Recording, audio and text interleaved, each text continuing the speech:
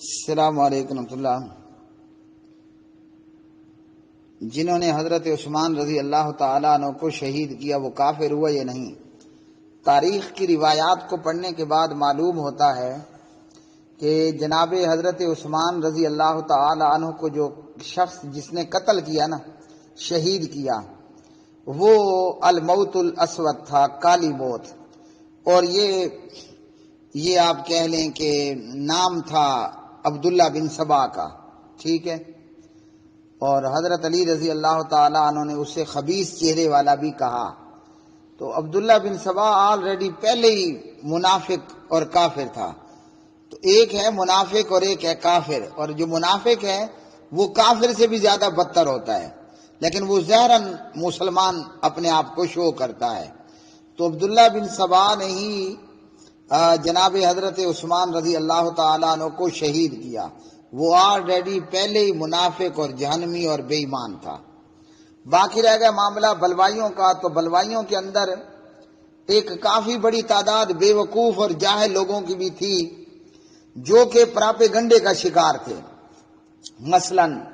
مثلاً آپ کو میں بتاؤں پراپیگنڈا، یہ جھوٹ اور فراڈ کیا کچھ کر لیتا ہے، اور اس جھوٹ اور فراڈ کے اثر میں بہت بڑی پبلک آ جاتی ہے۔ جیسا کہ آج کے حالات میں اگر ہم دیکھیں، پاکستانی قوم میں سے ایک بہت بڑی تعداد اس جھوٹ اور فراڈ کا شکار ہو گئی، اور آج بھی کچھ حقیقت کو جان لینے کے بعد بھی ڈھیٹھ بنے ہوئے ہیں۔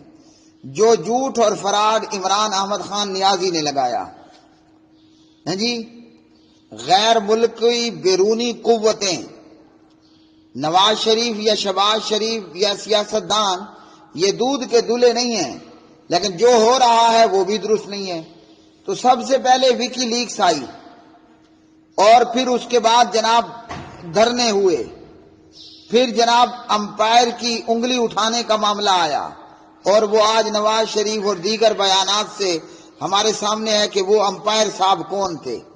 بقول نواز شریف جس نے میاں محمد نواز شریف کو کہا کہ آپ ریزائن دیں، اور اس نے ریزائن دینے سے، استعفیٰ دینے سے انکار کیا۔ بہرحال عمران احمد خان نے پوری قوم کو نقشہ دکھایا کہ بس پاکستان مدینے کی ریاست بن رہی ہے، اور اس سے پہلے جو عمران خان کو لائے ہیں نا، انہوں نے ایک اور ذریعے سے بھی اس قوم کو بے وقوف بنایا، متحدہ مجلس عمل۔ میں نہیں کہتا، بات بڑی ہے، کہوں کہ نہ کہوں، لوگوں سے سنا ہے، مجھے نہیں پتا، لوگوں کی سنی سنائی بات میں بیان کر رہا ہوں۔ متحدہ مجلس عمل مطلب ملا ملٹری الائنس۔ متحدہ مجلس عمل نے کہا کہ بس آپ ہمیں ووٹ دیں، بس اسلام آ رہا ہے۔ پورے ملک میں تو چھوڑ، صرف خیبر پختونخوا میں اسلام نہیں آیا۔ چلو پورے خیبر پختونخوا کو چھوڑیے، آپ کے پشاور میں اسلام نہیں آیا، چلو اسے بھی چھوڑ دیجئے۔ ضلع ڈیرہ اسماعیل خان میں اسلام نہیں آیا، اچھا جی اسے بھی چھوڑ دیجئے۔ شور کوٹ کے گاؤں میں بھی اسلام نہیں آیا جہاں مولانا صاحب کا مدرسہ ہے۔ تو یہ کیا تھا؟ عمران صاحب نے کہا کہ مدینے کی ریاست بن رہی ہے، بڑا عظیم پراپیگنڈا تھا۔ تو بھائی عبداللہ بن سبا نے بھی پراپیگنڈا کیا حضرت عثمان رضی اللہ تعالی عنہ کے خلاف، اور اس میں بے وقوفوں اور چولوں کا ایک بہت بڑا ٹولہ اس پراپیگنڈے کا شکار ہو گیا۔ مثال اور بتا دوں وضاحت سے، عبداللہ ابن ابی ابن سلول، نام دونوں کے ملتے ہیں، عبداللہ بن سبا اور عبداللہ ابن ابی ابن سلول، دونوں منافق تھے اور امام المنافقین، رئیس المنافقین تھے۔ عبداللہ ابن ابی ابن سلول نے حضرت عائشہ رضی اللہ تعالی عنہ پر تہمت لگا دی، لیکن انڈر گراؤنڈ رہ کر اپنے آپ کو پیچھے رکھا، تہمت آگے کر دی۔ اس میں بعض نادان مسلمان بھی اس پراپیگنڈے کا شکار ہو گئے، اور بڑے جلیل القدر صحابہ، یہ اور بات ہے کہ اللہ نے ان کو معاف کر دیا، ان کو باقاعدہ 80 کوڑے لگے، جیسا کہ سورۃ النور پارہ نمبر 18 میں اللہ کا حکم ہے، فجلدوہم 80 جلدہ. ان میں حضرت حسان بھی تھے اور دیگر 2 اور لوگ، اور منافق جھوٹ بول کر صاف صاف بچ گئے. تو حضرت عثمان کے معاملے میں بھی سبائی پراپے گنڈے کا شکار کچھ مسلمان بھی ہوئے، اور وہ بے وقوفی سے، اس اپنی کم عقلی سے اس پراپے گنڈے کا شکار ہو گئے. ہم انہیں کافر نہیں کہہ سکتے. کافر وہ تھے، منافق وہ تھے جو عبداللہ بن سبا اور اس کے خاص لوگ، باقی بے وقوفوں یا کم عقلوں کا ٹولہ تھا. پراپے گنڈا کیا تھا؟ جیسے ہمیں پراپے گنڈا دیا گیا کہ پاکستان مدینہ بننے لگا ہے. مدینہ تو چھوڑ، یہاں تو قادیانی وزیر لگنے لگ گئے. مدینہ تو چھوڑ، یہاں تو مندر بننے لگ گئے حکومتی سربراہی میں. مدینہ تو چھوڑ، یہاں تو جناب کرتارپور اور گردوارے بننا شروع ہو گئے.